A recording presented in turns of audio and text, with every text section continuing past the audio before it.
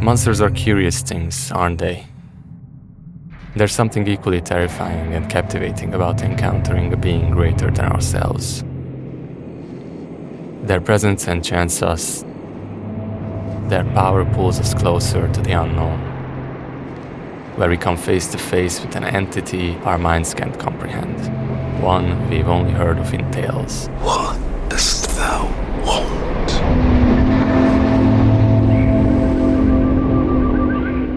When it comes to horror, I've always felt like the odd one out. Growing up, my brothers and I watched every slasher and ghost story we could find on VHS, but most of them left me cold. I realized early on that I only connect with horror when it taps into something ancient and unknowable, fear that feels unexplainable, awe-inspiring and mythical. That's why I'm drawn to films like The Shining, Possession, Cure and The Blair Witch Project. And it's why Robert Eggers' The Witch and The Lighthouse stand out to me. Eggers brings horror back to its roots, drawing on archetypal fears, folklore, and a meticulous attention to history. His films remind me of reading H.P. Lovecraft as a teenager, stories of cosmic terror and primal dread that lingered in the dark. With Nosferatu on the horizon, I revisited Eggers' first two films. I want to show how they complement each other, not just in their suspense and unsettling reveals, but in how they reconnect horror to something timeless and haunting. The two entities in these films, Black Phillip and the Lantern, are not just threats to the characters. They are the forces that control everything within their respective worlds. Think of it this way. In most stories, the starting point is when the status quo is disturbed, and the protagonist's task is to resolve it or create a new order. In horror, on the other hand, there's often the addition of a force far greater than the protagonist, one they must either confront or succumb to. Simply put, the status quo is disrupted by this chaotic entity, and the only way to restore balance is by defeating the monster. But in many of the films I've mentioned, this force is far too powerful to overcome, leaving no resolution, only defeat in the face of something greater. We will conquer this wilderness. It will not consume us. In Eggers' two films, the story begins with the characters leaving society, the safe haven of their communities and cities.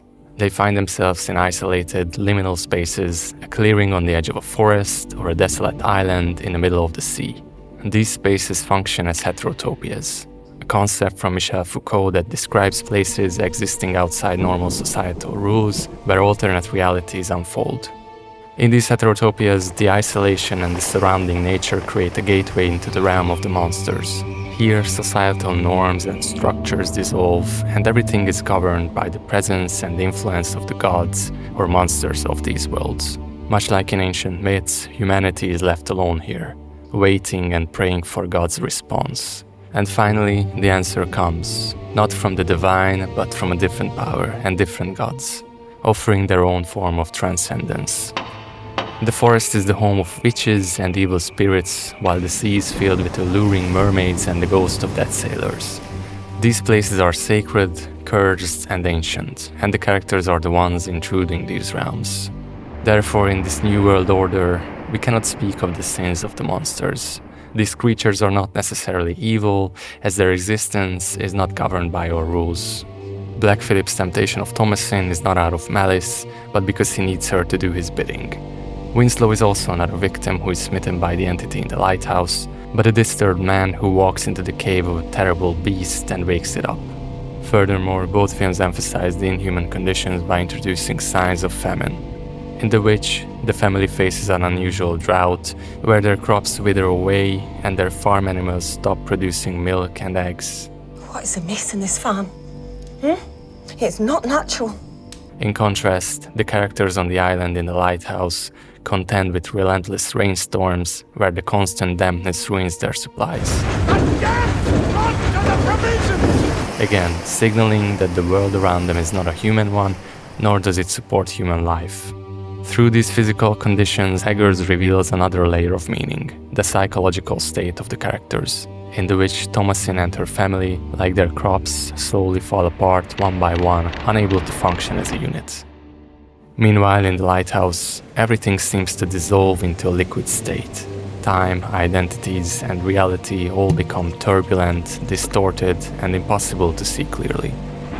If our human world with its societal structures represents order, then the worlds of these two films represent chaos. places that exist before or outside our time, darkness before light, hell before the salvation of heaven.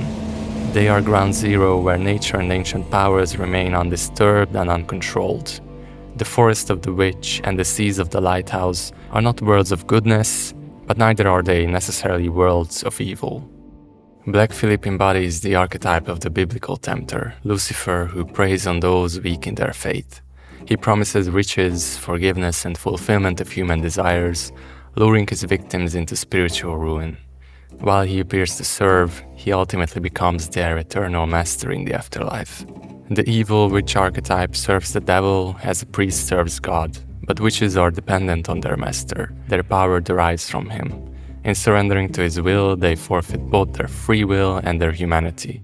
In contrast, the creature atop the lighthouse is far more obscure. It embodies the immense and unknowable power of the ocean, a cosmic Lovecraftian entity whose light enchants those who gaze upon it. Its purpose, like its form, remains enigmatic. Perhaps it grants forbidden knowledge, drawing the tempted into its mysterious world, yet it punishes them in turn, pushing them to madness.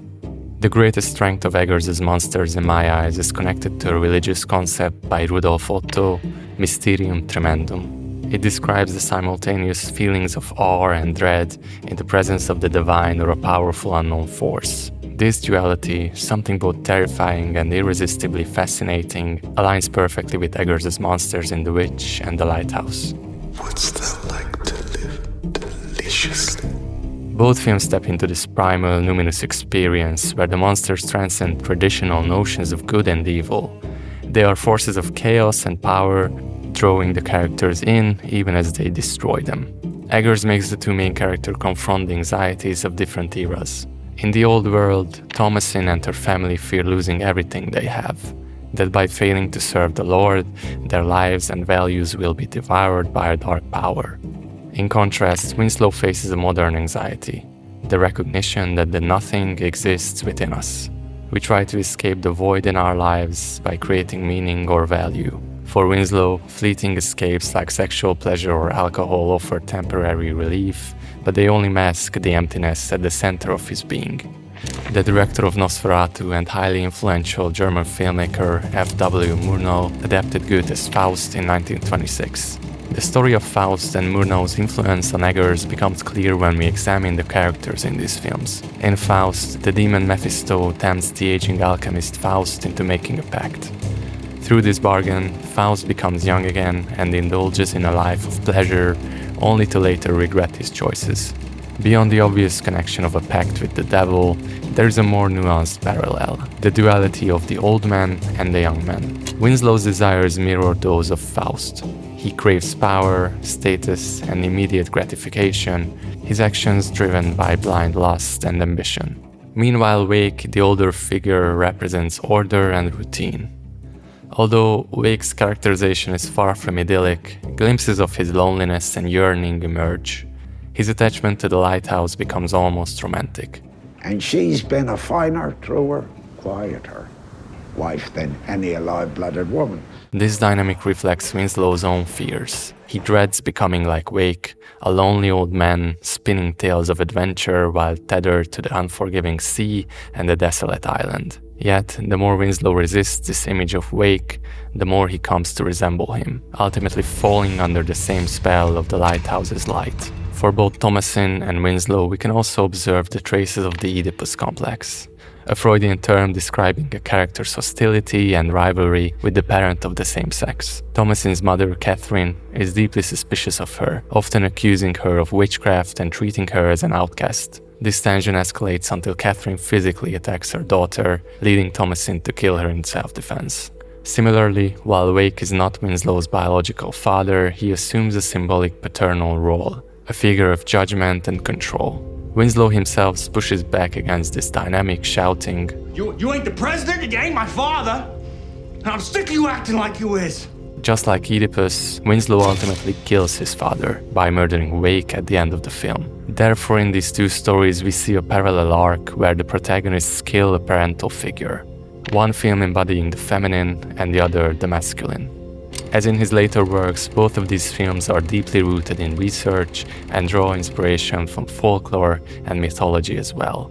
You know, myth, religion, folk tales, fairy tales, that's like always been my time like invested in. I'm more interested in that than I am in films. The Witch explores Puritan fears and religious tales of the devil and witches, reflecting the paranoia of a society haunted by the belief in sin and spiritual corruption. Meanwhile, The Lighthouse delves into maritime legends and Greek myths, particularly the tales of Prometheus and Proteus. Prometheus, the titan who defied the gods to bring fire to humanity, reflects Winslow's obsession with chasing forbidden knowledge and power, the light at the top of the tower. Like Prometheus, his ambition leads to severe punishment for defying limits he shouldn't have crossed. Proteus, who lived in the caves of Pharos, home to the ancient lighthouse of Alexandria, embodies the shifting, unknowable nature of the sea. Wake channels Proteus in his cryptic dominance over Winslow, his warnings about the forbidden light, and his connection to the ocean's chaotic power. Hark! Hark! Triton! In The Witch Beyond the Black Goat symbolizing the devil, we also see the brown hare appear multiple times. In pagan and Celtic folklore, hares were considered sacred and mystical animals, believed to have connections to the other world and witchcraft. Many tales describe them as shapeshifters, able to transform into humans. The hare, which is always watching the family, may very well be the witch herself, hiding and lurking around them the entire time. This mirrors the one-eyed seagull that haunts Winslow in The Lighthouse, until he snaps and kills the cursed creature. Why is it bad luck to kill a gull? In them's the souls of sailors. Winslow's act of violence triggers a storm that lasts for weeks, leading to the decay of both the island and the minds of its inhabitants. Beyond the animals connected to the dead, there are two entities that embody desire and temptation. In The Witch is the young, beautiful form of the witch who seduces the adolescent Caleb, while in The Lighthouse is the siren-like mermaid who stirs Winslow's sexual desire through dreams and visions. Both encounters lead to the characters' ruin. By succumbing to these sinful desires, they expose their weakness, opening the door for dark forces to invade their minds and wreak havoc. The witch and the mermaid are not independent entities. They serve as extensions or manifestations of their masters, the creatures that rule these cursed realms. And these masters are not only terrifying because they control their surroundings, but because they remain dormant and seemingly passive throughout most of the film. In both cases, Eggers uses red herrings to misdirect the audience into believing the real danger lies elsewhere. In The Witch, the titular character kidnaps and murders the family's youngest son, baby Samuel. She first appears as early as 8 minutes into the film and reappears multiple times, keeping our focus on the evil lurking in the forest. Yet, while the viewer fixates on the witch, the real danger is subtly foreshadowed throughout the story. The black goat, Black Phillip, appears before the 20-minute mark, with the young twins playing with it, singing about it, and Mercy, the younger girl, even telling Thomasin, Black Phillip says I can do what I like. Devil take your Black Phillip. Another key moment comes around the 30-minute mark when Thomasin goes out to feed the goats and finds the brown hare sitting there. This subtle connection between the witch and Black Phillip is quietly reinforced, but still the goat remains in the background. Like the witch who later becomes Caleb's temptation, the mermaid is introduced as early as the 7-minute mark, first appearing in the form of a small figurine. As the film progresses, we are introduced to the ominous tales about the seagulls, each element adding to the sense of unease, making us question what poses the greatest threat to Winslow. And don't forget the film's biggest misdirection: the ambiguity of Winslow's character and perspective. The story follows the two keepers as they descend into madness, an idea Lovecraft often explored in his short stories, where contact with cosmic, otherworldly creatures shatter the minds of those who encounter them. Eggers visually connects this madness to the monster atop the lighthouse, with the spiraling staircase leading to the lantern. Once early in the film at the start of Winslow's enchantment, and again an hour later when he's already under its spell. By the film's second half, we realize Winslow is an unreliable narrator. His sense of self, time, and reality is shattered, leaving us unsure how much time has passed or what truly happened versus what he imagined. This confusion deepens as Wake plays mind games with him, shifting from a drinking companion to a sardonic and oppressive superior.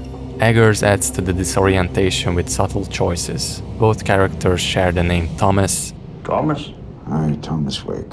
I'm Thomas. I'm Thomas. You're Ephraim.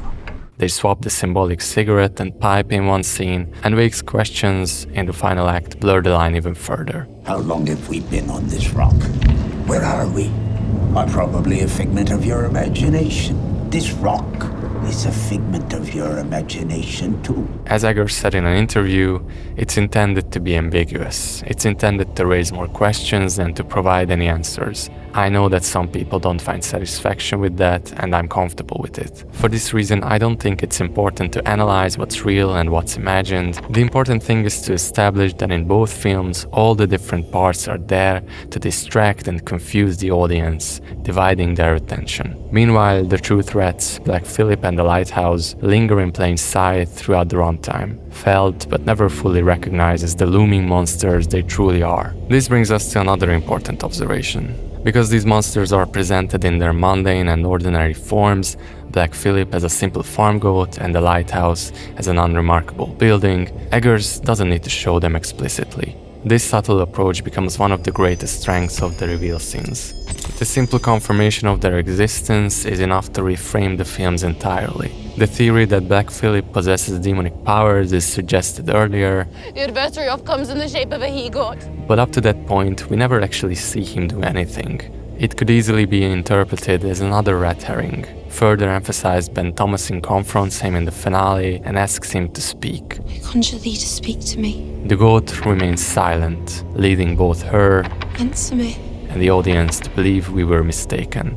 Then, in an unsettling twist, What dost thou want? Black Phillip's voice is finally heard. Even then, his form remains elusive, his face and body only partially revealed before we see him again as the Black Goat, leading Thomason into the woods to join the coven. Similarly, in the Lighthouse, we are only shown glimpses of the monster. Tentacles and slime appear when Winslow spies on Wake at night or in his dreams. However, the ambiguity surrounding Winslow's visions leaves us uncertain whether these horrors are physically real or merely products of his fractured mind.